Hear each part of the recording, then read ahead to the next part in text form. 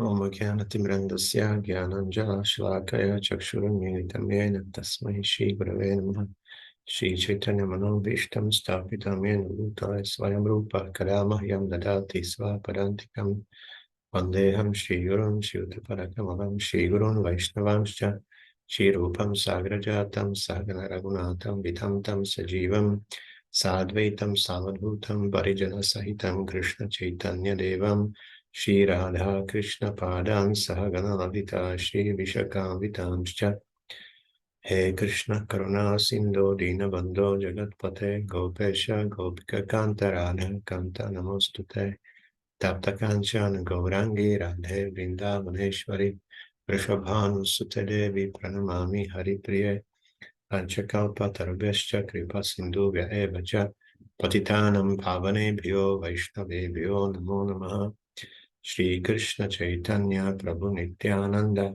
Shri Advaita Gadadhara Shivasadi Gaura Bhaktavinda Hare Krishna Krishna Krishna Hare Hare Hare Rama Rama Rama Hare Hare Hare Krishna. So today we will be reading from Bhagavad-gīta as it is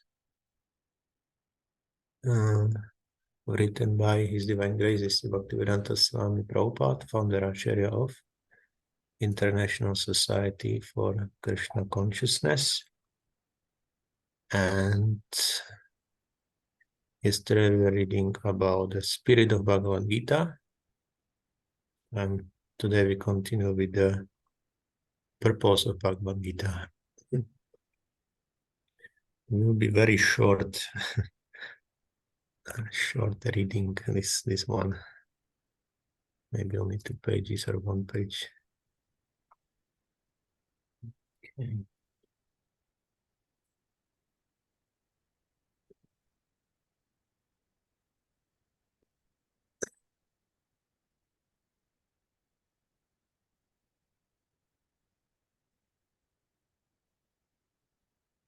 Just what is the Bhagavad-gīta? The purpose of Bhagavad-gīta is to deliver mankind from the nescience of material existence. Every man is in difficulty in so many ways. As Arjuna also was in difficulty in having to fight the battle of Kurukshetra, Arjuna surrendered unto Sri Krishna, and consequently this Bhagavad-gīta was spoken. Not only Arjuna, but every one of us is full of anxieties because of this material existence. Our very existence is in the atmosphere of non-existence.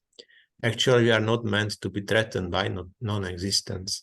Our existence is eternal, but somehow or other, we are put into asad. Asad refers to that which does not exist. So Srila Prabhupada is saying here that we are in a very strange position because we are in the material world where everything is temporary. Is speaking even like of non-existence, but we are eternal living entities, and on top of that, constitutionally we are full of knowledge because we are also Satchidananda like Krishna. So this Chit aspect is knowledge. Then Ananda aspect is bliss, which we are also constitutionally we are blissful. But in this world, as I said, everything is temporary, so it's not eternal. So it's against our nature, and we even in this world we are expecting things to be eternally existing, and nothing will break, and everything will remain, and everything be like all the time. We will be happy, and we want to know everything. So this knowledge aspect is there, and somehow this world is just the opposite as we are expecting. So we can very clearly see that our expectation as a soul from this material world is pointing out that we are not belonging here.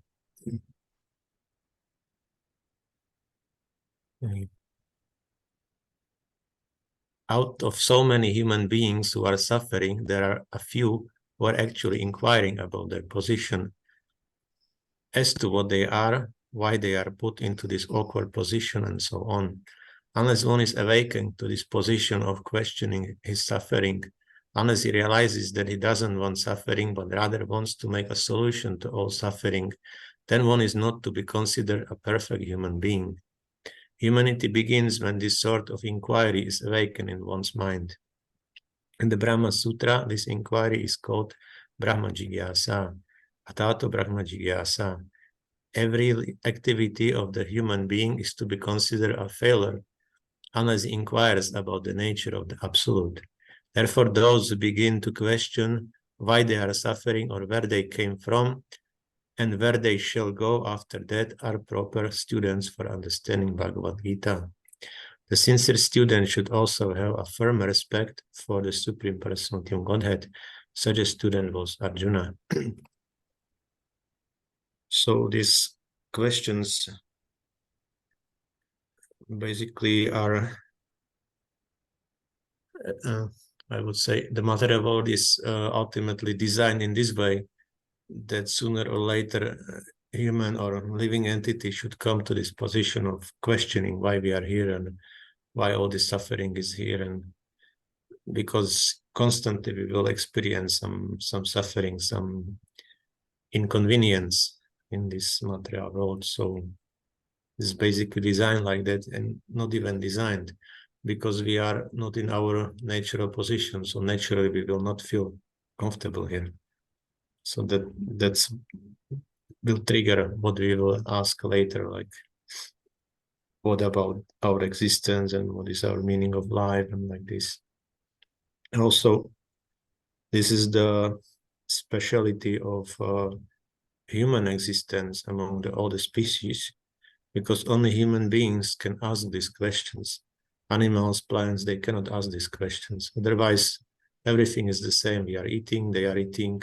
We are sleeping, they are sleeping. We are procreating, they are also procreating. And we are also defending ourselves, and they do the same thing. But only difference is that we can philosophically inquire compared to other living entities. So once we are in a human form of life, this is the purpose of our human form of life, that this inquiry should be there. Otherwise,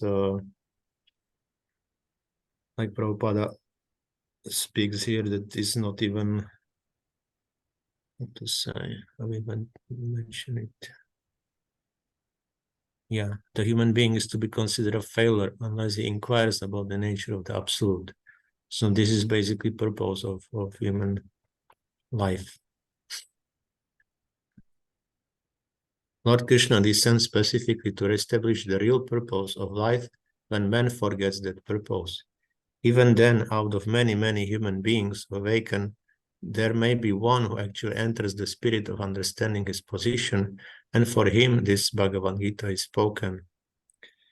Actually, we are swallowed by the tigress of nescience, but the Lord is very merciful upon living entities, especially human beings. To this end, he spoke the Bhagavad-gīta, making his friend Arjuna his student.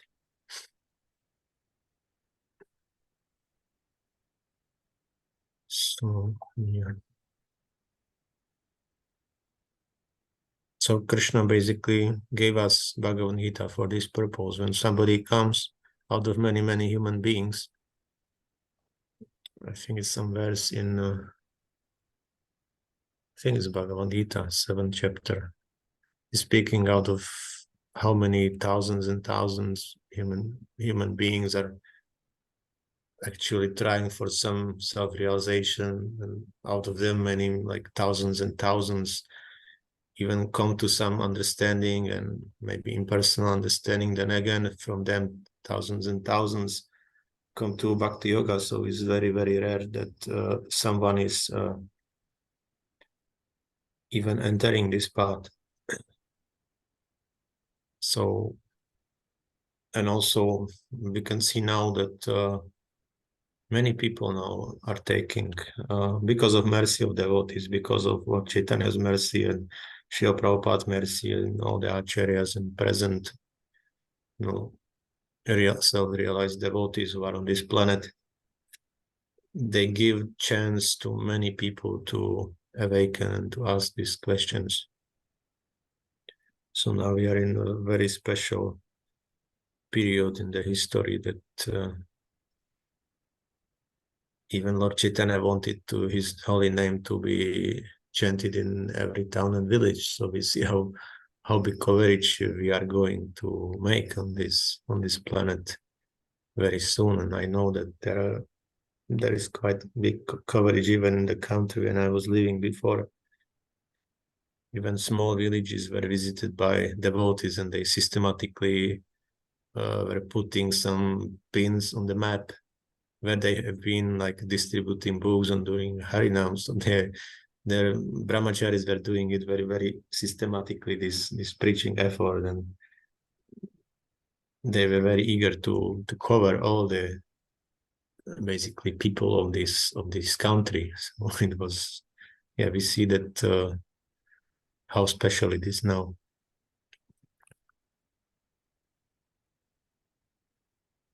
Being an associate of Lord Krishna, Arjuna was above all ignorance, but Arjuna was put into ignorance on the battlefield of Kurukshetra just to question Lord Krishna about the problems of life, so that the Lord could explain them for the benefit of future generations of human beings and chalk out the plan of life.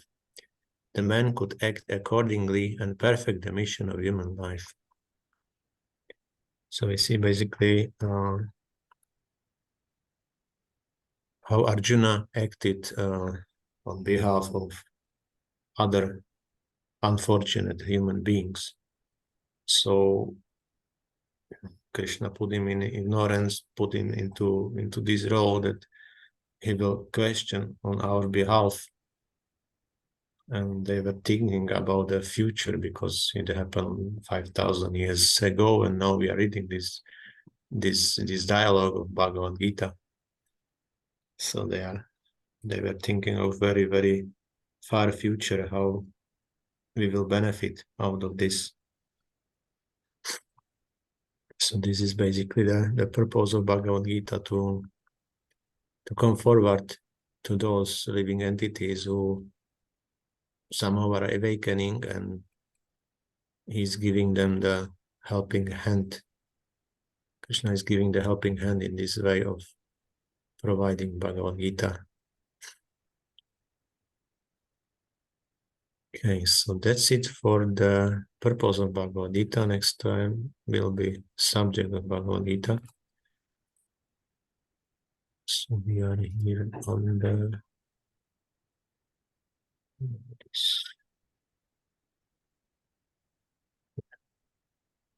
next time is the subject of Bhagavad-gītā. As I mentioned, this is we are dealing now with the Sambandha part, these first 4 points.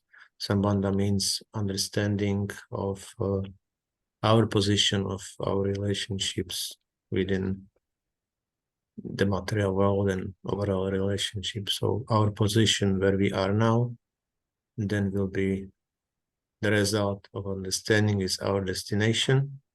And then the last one, process given in Bhagavad-gītā for attaining the abode of Krishna, is the process how we get to this destination, to this abode of Krishna. So this is the division of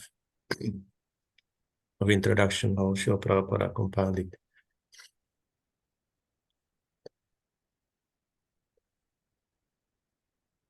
Okay, so that's it for today. If there are any questions, we can take. If not, I will end now. Or any comments?